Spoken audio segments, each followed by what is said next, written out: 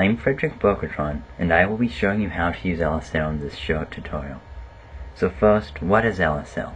LSL is Linden Labs scripting language that empowers users to create interactive objects within the game's Second Life. The fundamental concepts of LSL are methods, events, and states. An event allows your code to respond to user interaction.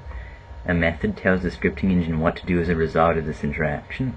And a state allows you to change how events are handled within your scripts in a relatively easy sort of API. The default state is entered as soon as your script is ran, and the state entry event is triggered when a state is entered. So let's look at what a basic script looks like. So if I create an object and click New Script and just double click it to open the LSL editor, we can see that we have state default here, in which we have two event handlers. We have state entry, which is ran as soon as the state is loaded. You can see the output right here. And we have touch start that is ran whenever you touch the object. Within these events, we use methods such as LSL, which is a method. So there's hundreds of different methods: set position, set rotation, set for supply impulse, push object. There's numerous ones for doing just about anything you can imagine. A great resource to learn about new ones is LSL Wiki, but I'm just going to cover some basics here. So in this function we have two parameters. They're separated by a colon and a space. Of course, the space is completely optional, although it's best to leave it for readability. The 0 is saying what channel to say it on. Now if it's set on channel 0, everyone within 20 meters of the object can see the output. You can send it on other channels, but in which case only scripts will be able to listen to them. Within the string here, which is started by 2 quotes and ended by 2 quotes, single quotes do not work. That's an important thing to keep in mind if you come with experience from another language into this platform. So you can really type in any message you want, and when we save it, it will compile, and assuming everything's gone well, it will give us the correct output.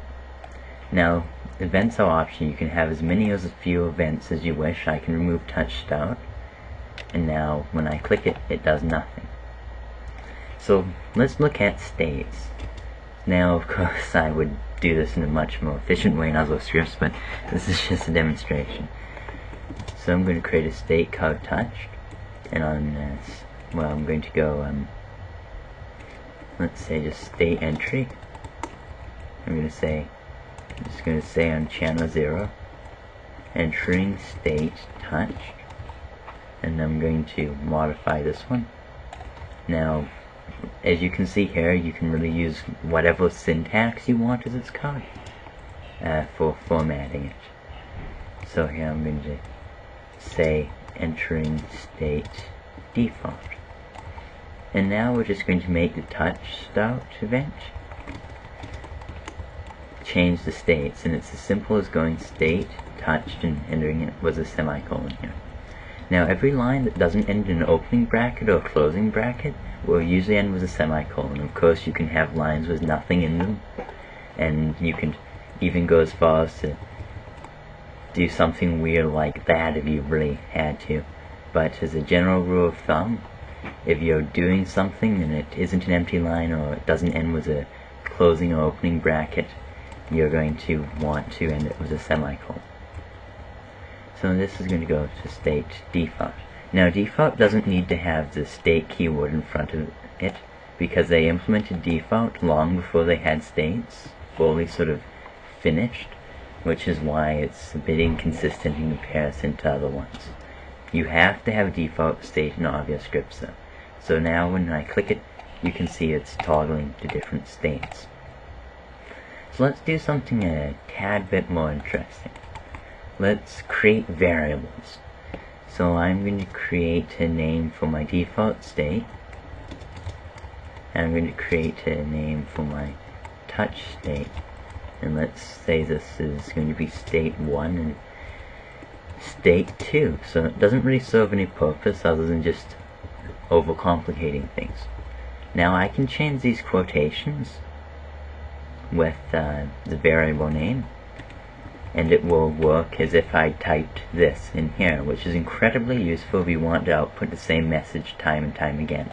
Also, you can append a string to another string, so I could take this string and add default name to it, although it would make more sense for me to use the variable that I actually assigned to the state.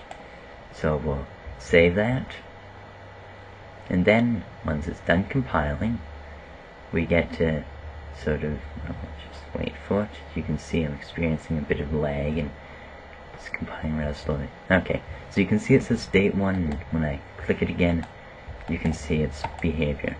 Now there's quite a few different types of variables. There's also an integer, so I could say that this is going to, I can set channel to 0, and then I can put channel in here and do whatever I wish with it.